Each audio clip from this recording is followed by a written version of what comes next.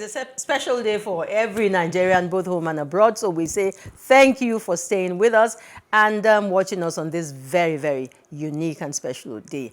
You are watching Today with John and Helen on Plus TV Africa. And by the way, my name is Helen Ongma Odeleye. Now, the African continent is still facing serious challenges of development regardless of leadership changes. Now, dependency in Africa introduced corruption, it introduced fraud, underdeveloped infrastructure, poor leadership, and unsustainable development, and a lot more. Now, underdevelopment in Africa is mostly caused by the type of leaders that are elected to take leadership positions. Why do we have a leadership challenge? And how can we overcome it? That's the crux of today's show. And to give an insight to this is Dr. Taiwo, the Chief Executive Officer of Kish Global Consultants. Their core business competencies lie in the areas of leadership, culture, research, analytics, and strategy. Now, Taiwo is a leadership consultant. He's a teacher, he's an author, he's a researcher, he's a political strategist, and an emerging market specialist. I was reading his CV and I'm like, wow. And he's right here with us in the studio. Happy Independence, Mr. Taiwo. Thank you, Ellen and John, for having me. Happy Independence to Nigeria. 62 years, like a baby. Yes. The baby that is still crawling, that wow. Hasn't fulfilled its potentials yet. Yeah. Why the reason? Identity, self. Wow. Nigeria not alone. Me, myself, Africa, and I. all of us. Self. Self. That is the bane of not Nigeria, of the people of color, whether in the Caribbean, in Canada, in Australia, anywhere you see people of color, self. Okay, Dr. Wow. Taiwo, let me at least welcome you. Yeah. Thank you for having me. Yeah. Let me welcome you. Because, I mean, for me, it's a singular honor to have someone like you with us today. Pleasure. We know that you'll be able to help us to unravel a lot of the confusion So many issues. that we have in It's a our confusion. heads, It's an you know. opportunity. Now, okay, let's dive into it, Yeah. like I always say. You know, the basic rules for leadership, Yeah. okay, as we know it, are universal. Yeah. This is a presumption. Sure. Okay? Now, however, we never seem to be getting it right in the eyes of many. What really is the problem? What You are know, the challenges? once again, thank you for having me. Leadership is a broad word. You know, when you see people talking about leadership, the focus is predominantly on the leader, the person leading them. But followership too is key. You get the type of leader from who you are. You know, when you look at Nigeria, look at our leadership process since independence. You know, I just want to take us back as a student of history. Look at the First Republic. You know, British colonized so many countries in Africa. It's only Nigeria that is practicing presidential system of government as I speak. Whether from South Africa, from India, the largest democracy, from Pakistan, from Kenya, they are all practicing parliamentary form of government. And why parliamentary form of government? It promotes intellect. You know, you engage in discussions. You reach out, you talk to people, not to shout them down. You know, leadership is simply about service. You influencing people to achieve a specific goal. Yeah. If you are leading people and they are not making any progress, you are not leading them. Yeah. You know, and that is the bane that we are today in Nigeria. Not only Nigeria, there are challenges everywhere.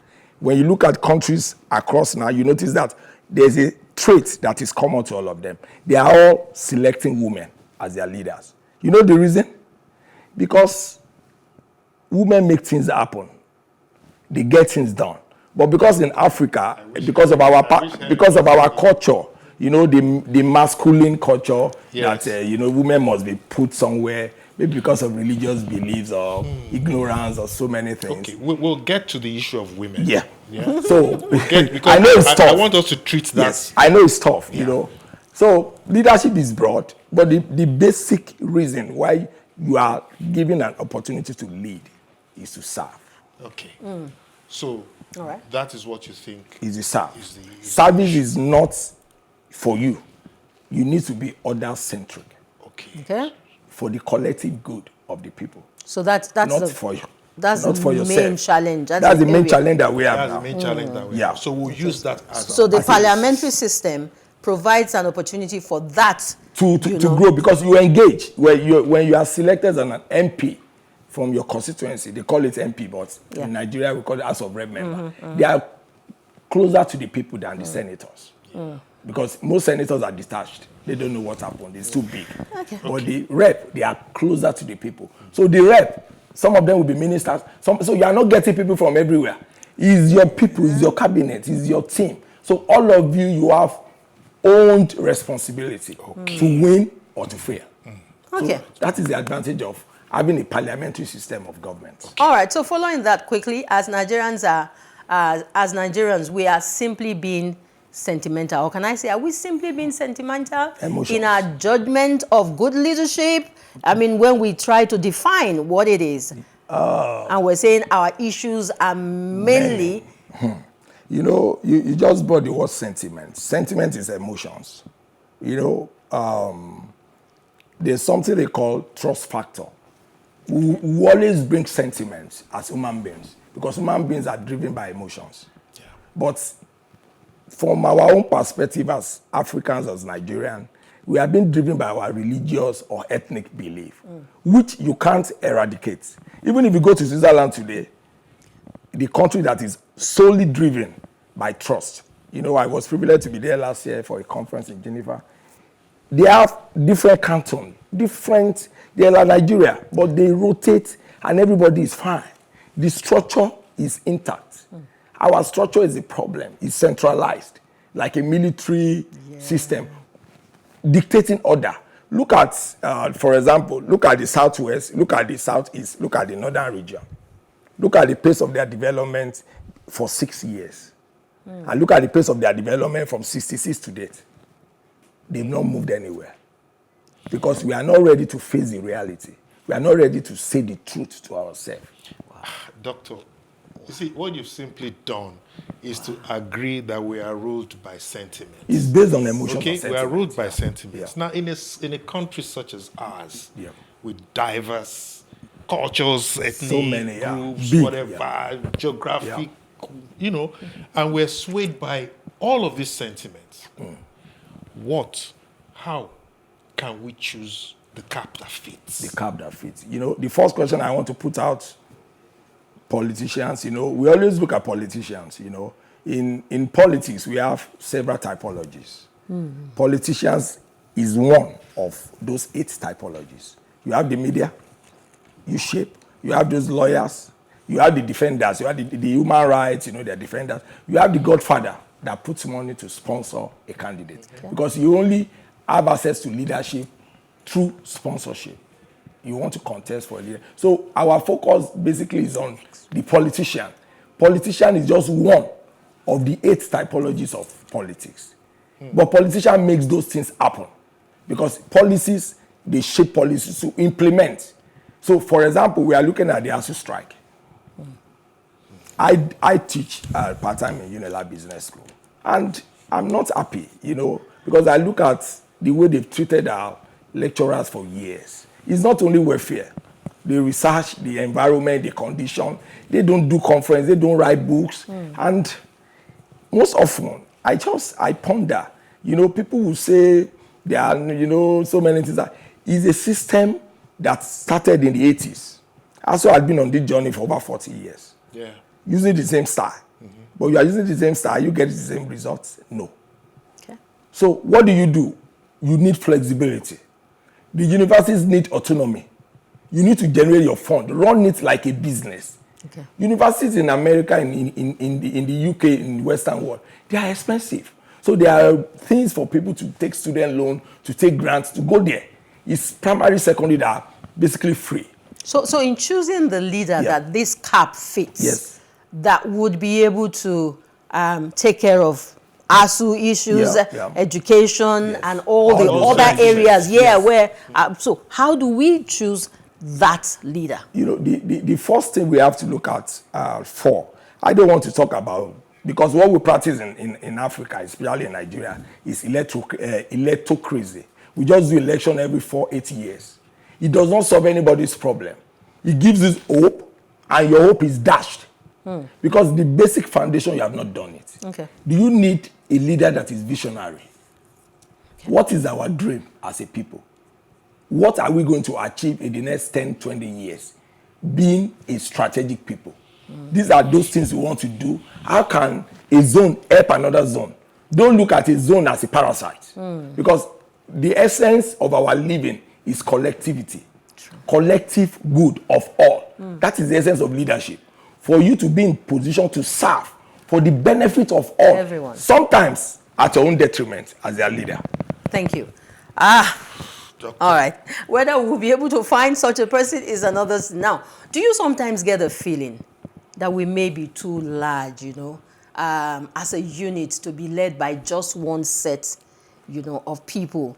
The presidency, the House of Assembly, the Senate, and... No, because you talked about the local government setting. We're not large. They're there, but they are not impacting. No, they've been disconnected from the people because it's a military constitution. When a local government official is there, he's under pressure. Okay. So many people call him for money, it's a tough call. Sometimes you can't sit down and be blaming them. It's when you get to where they are sitting that you know the challenges that they face. The basic issue is the poverty. And thank God for democracy in 1999. We can't be complaining and lamenting. We are moving. It might not be what we hope that we will achieve. But towards 2023, one thing I want to give people as a strategist, as a leadership, look at someone that can shape your life in the next 10 years. Because if you are 50 years old, it's what you did 30 years that will show at 50. Okay. If you are 60 now, it's what you are doing that will show at 80. You can't plant an orange and want to reap a mango. It is not done. So what we need to look at, because there are challenges everywhere. There are always challenges. Challenges anywhere you see human being. We must create challenges. As a matter of fact, not just human beings. Anywhere you see Nigerians, there are challenges. Because I'll tell you that some people will argue that this country is very difficult to lead or to rule.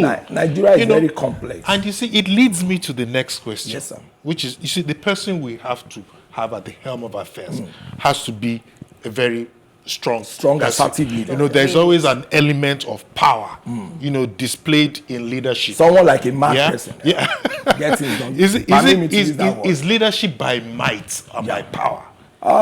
Leadership is not by might.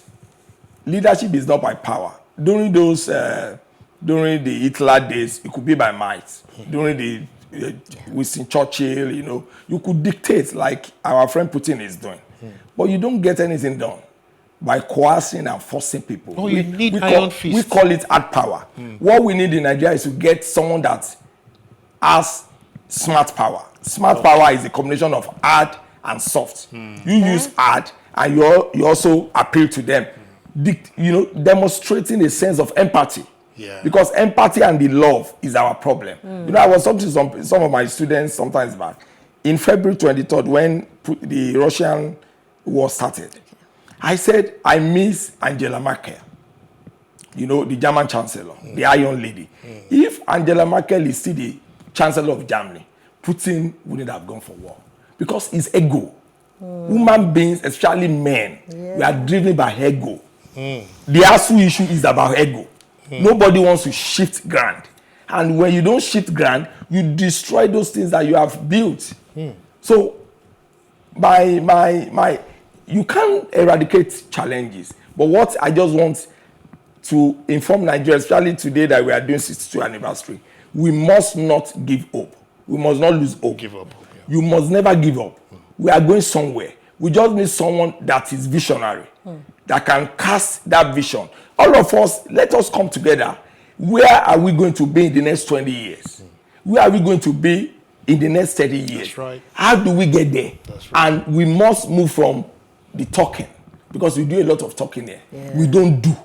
We need to move from talking to doing. It's the doing that is the most important thing. You can call people to speak grammar, but are you accomplishing those things that you are speaking about? Do you evaluate those things? Are you measuring your performance?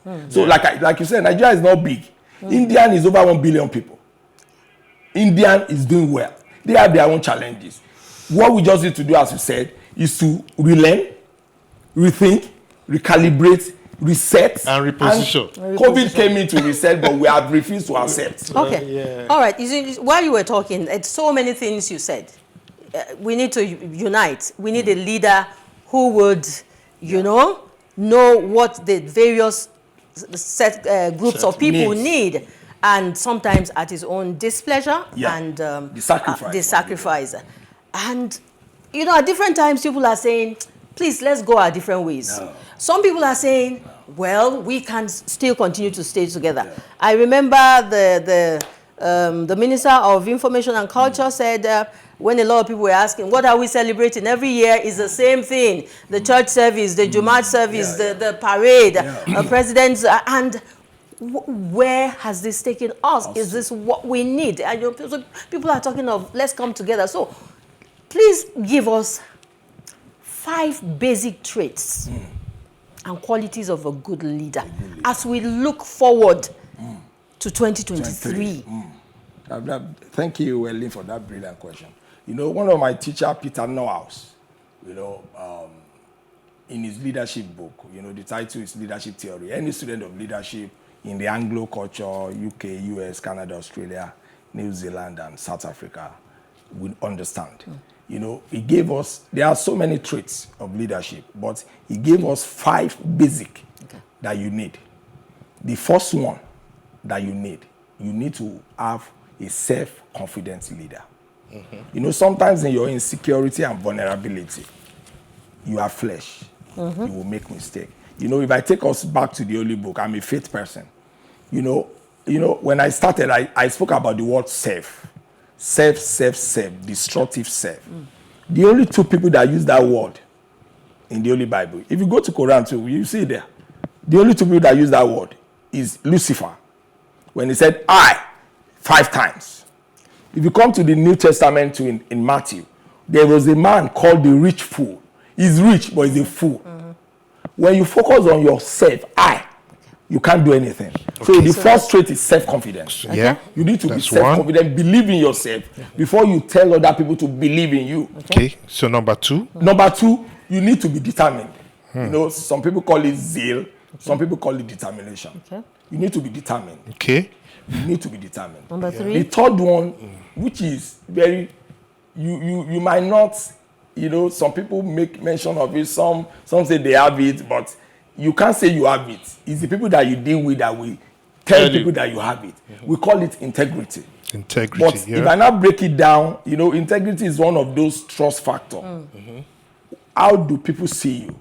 Your credibility. Where are you coming from? Your word. Okay. Is your word reliable? Can you speak and people believe in you? So, number 4. What is your motive? Number 4, sociability. And we have that strength as a people in Africa. We are very clannish. You know, like I said in my new book coming, Ubuntu, we are very clannish. We are social. So a leader needs to balance relationships. Okay, and finally, you know, there are many, but and finally, let me get to one that, because of the time we are in now, you need to have empathy. Great. You need to have empathy. That one is lacking in the room for a very long time. Because you are not putting yourself, it's different from sympathy. Empathy is for you to put yourself in the position that that person is, so that you can feel what he or she is going through. Excellent. Leadership is all about empathy. Okay. Wow. You see, we're running out of time. We are. And actually, there was something I wanted to talk about. you know, this issue, we can't have this discussion without mentioning the youth and even the women. The women, First marginalization. First it was the women, now the it's the youth. You know, they feel marginalized. Do you think either of them is ready to take on this matter? The way the system is wired now, I know the youth are being awakened. You know, they are waking up now, but the end, I might not be able to predict. Because sometimes emotion drives you to do so many things, but you might not be able to see it through. But the youth, They are very important. The people between the age 17 and 25, you know, they were all born in the maybe 99. Okay. The way they think is quite different from the way we in our generation thinks. You understand? When we went to unity schools in the 80s and early 90s, life, everybody was contented. There was no technology, there was no social media. Okay. Life is there. But now, technology is the So they are more we involved. must encourage our youth to take the mantle, because the way the thing is going now, every society, the youth must shape you. See UK that we're just must bring more women. More women, more youth, more women, more youth. Actually, populate with more women. Okay. Our problem will be solved. Final word. What advice would you give us now as Nigerians as we itch towards elections? You know, like when we were discussing earlier on. I don't engage in politics, but one thing I want to advise people as we inch towards 2023. 2023 is just a set date. Okay. The events that will happen between now and February, those are the most important thing. We need to be cautious. We need to speak unity. And we need to demonstrate love. During the campaign, focus on issues. Emotions will be aroused, but focus on issues, because the most important thing is we need to have a country.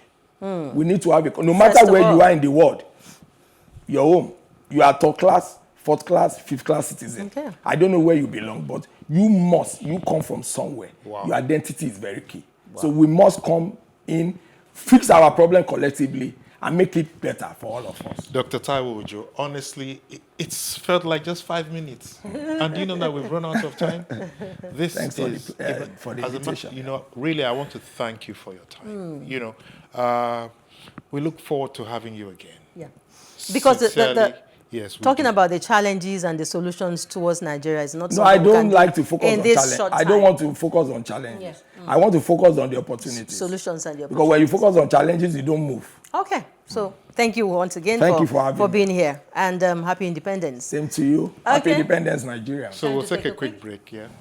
Okay, so we'll take a quick break. John and I set that together and find out from Nigerians what they think about the independence and if they can sing the second stanza of our national anthem. Stay with us. This should be fun.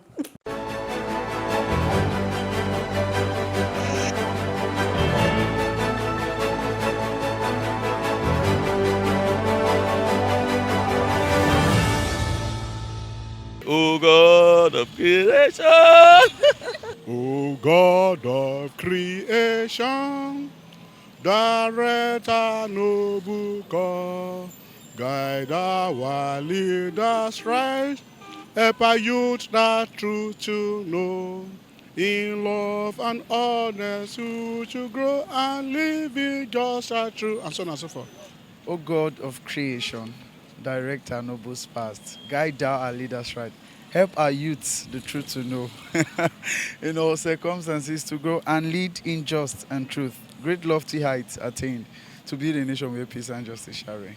O God of creation, direct our noble cause, guide our leaders right, help our youth the truth to know, in love and I think that's O God of creation, that rise our noble cause, guide our leaders right, help our use that truth to know, in love and honesty to grow, and lead in just and truth, great lofty height and till to be the nation where peace and justice shall reign.